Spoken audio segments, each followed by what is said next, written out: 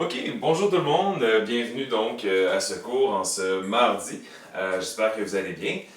Écoutez, donc pour aujourd'hui, on commence vraiment l'enrichissement, c'est-à-dire qu'il y a des cours qui vont porter sur l'histoire du Québec très récente, mais il y a des cours également où on va parler d'événements mondiaux qui ont été marquants dans le 21e siècle. Et aujourd'hui, ben, c'est incontournable, on commence vraiment avec le 11 septembre 2001. Vous savez, c'est un début, c'est une partie de l'histoire où je peux commencer à connecter ça avec mes souvenirs personnels. Non, la chute du mur de Berlin, je m'en souviens pas, j'avais juste 3 ans. Mais dans le cas du 11 septembre, écoutez, j'étais en quatrième secondaire à Brébeuf, alors j'étais pas mal à l'âge que vous avez. Et j'ai un souvenir très très net quand on a appris la nouvelle et à quel point c'était un électrochoc vraiment. Le 11 septembre 2001 est à ma génération ce que l'assassinat de John F. Kennedy est pour les baby boomers pratiquement. Donc c'est vraiment quelque chose que, peu importe, dans le fond, si vous posez la question aux gens, que faisiez-vous cette journée-là, ils ont un souvenir très vif parce que vraiment ça a tout changé pratiquement. 11 septembre 2001, c'est la première attaque en sol américain du 21e siècle définitivement, mais c'est la première attaque en sol américain depuis Pearl Harbor, c'est-à-dire depuis le 7 décembre 1941. Alors les Américains avaient une espèce de sentiment d'invulnérabilité. Pour eux, c'était impossible. Écoutez, regardez qui sont leurs voisins. Ils ont le Mexique, ils ont le Canada. Franchement, des fois, on a des petits conflits, mais on ne serait pas du genre à attaquer les Américains. Alors vraiment, ils ont l'impression qu'ils sont inatteignables, que dans le fond, c'est une super puissance, et ça l'est. Et que dans le fond, il n'y aurait pas personne d'assez fou pour attaquer les États-Unis. Ça va être fait par des avions de ligne aérienne, des avions donc des 747, et ça va être fait avec une coordination qui vraiment va être sans faille. Parce que au moment où il y a deux avions qui percutent les tours jumelles, il y a également un avion qui s'écrase sur le Pentagone. Et il y en a même un quatrième qui va qui va s'écraser dans un champ, je crois, de mémoire en Pennsylvanie. Et essentiellement, ce quatrième avion-là, on pense qu'il aurait pu tenter de s'écraser sur la Maison-Blanche. Donc vraiment, c'est une coordination, c'est un plan qui était bien rodé et qui, il faut le dire, va vraiment créer la stupéfaction chez les Américains. C'est la première attaque, donc comme je vous disais, depuis Pearl Harbor. C'est un traumatisme pour les Américains, d'autant plus qu'on est au début du 21e siècle. Les chaînes d'information en continu existent depuis peut-être 4 ou 5 ans. Donc, les CNN de ce monde vont diffuser les images, mais vont les diffuser en boucle. Donc, vous voyez encore et encore et encore le premier avion percuter une tour. Au début, on se pose la question, est-ce que c'est un accident? Est-ce qu'il y a quelque chose qui pourrait expliquer? Est-ce qu'il y a d'autres facteurs? Et au final, ben, on réalise, surtout au moment où il y a un deuxième avion qui percute la deuxième tour, que là, ben, ce n'est pas fortuit, c'est définitivement délibéré. Au moment où les tours s'effondrent, ben, c'est tout le symbole, dans le fond, de la vitalité économique américaine qui s'écrase comme ça. Parce que les tours jumelles, dans le fond, c'est le World Trade Center. C'est, dans le fond, ça incarne le génie américain dans sa dimension économique, mais même au niveau du gratte-ciel, des gratte-ciels, ce sont les deux plus grandes tours des États-Unis. Et là, elles s'effondrent les deux en peine en 3 heures. Donc vraiment, ça va créer tout un traumatisme. Et c'est d'autant plus compliqué que ça fait entrer les États-Unis dans un nouveau type de guerre. Les attentats vont être revendiqués assez vite.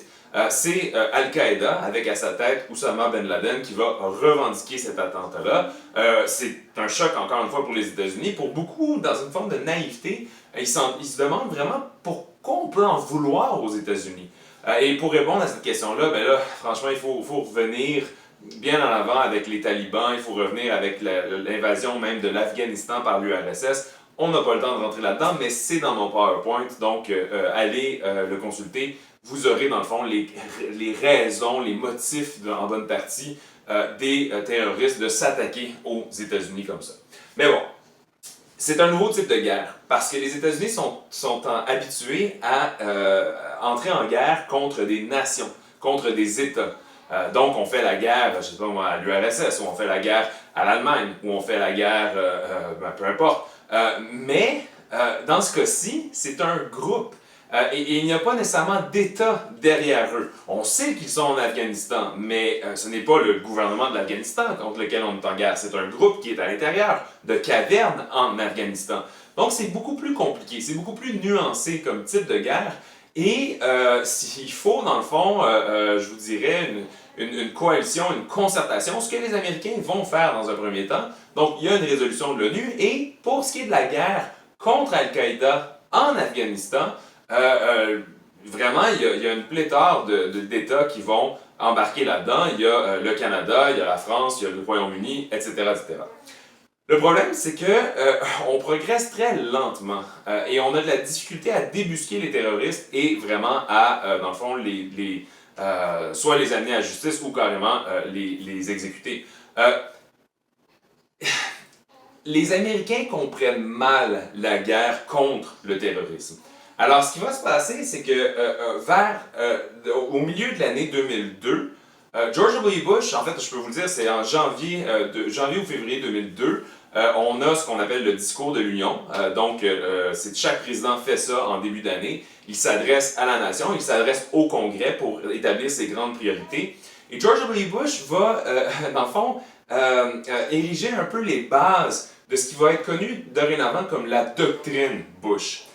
Deux éléments à la doctrine Bush. Ce qu'il va dire, en passant c'est George W. Bush, le président américain, ce qu'il va dire, c'est deux points extrêmement importants. Un, les États-Unis ont le droit de déclarer la guerre préventivement à un État qui pourrait avoir les moyens d'attaquer les États-Unis.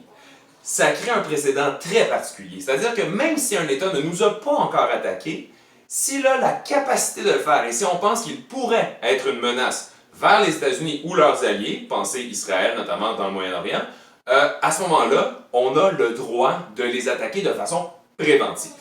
C'est très particulier parce que dans le droit international, généralement, on permet la déclaration de guerre si on s'est fait attaquer sur notre sol ou si, dans le fond, il y a des intérêts importants qui feraient en sorte que on est dans la nécessité de déclarer la guerre. Là, ce n'est pas le cas. C'est si on pense qu'on pourrait être attaqué, on va déclarer la guerre préventivement et on va attaquer en premier.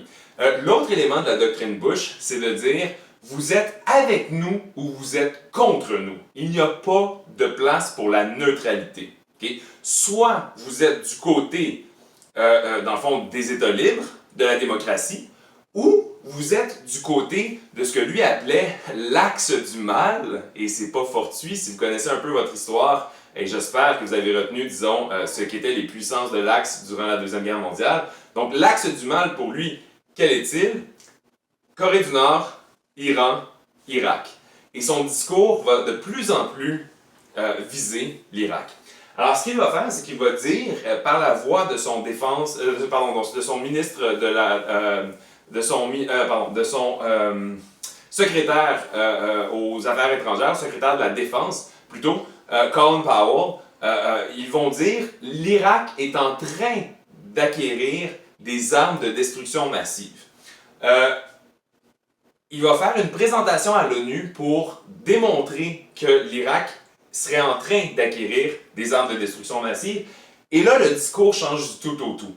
D'une guerre contre le terrorisme très ciblée contre Al-Qaïda en Afghanistan, on va élargir ça vers une guerre en Irak contre le régime de Saddam Hussein qui, potentiellement, dit-on, pourrait vouloir cibler les États-Unis. Alors, en mars 2003, les Américains envahissent l'Irak. Ils pensent qu'ils vont être accueillis comme des libérateurs.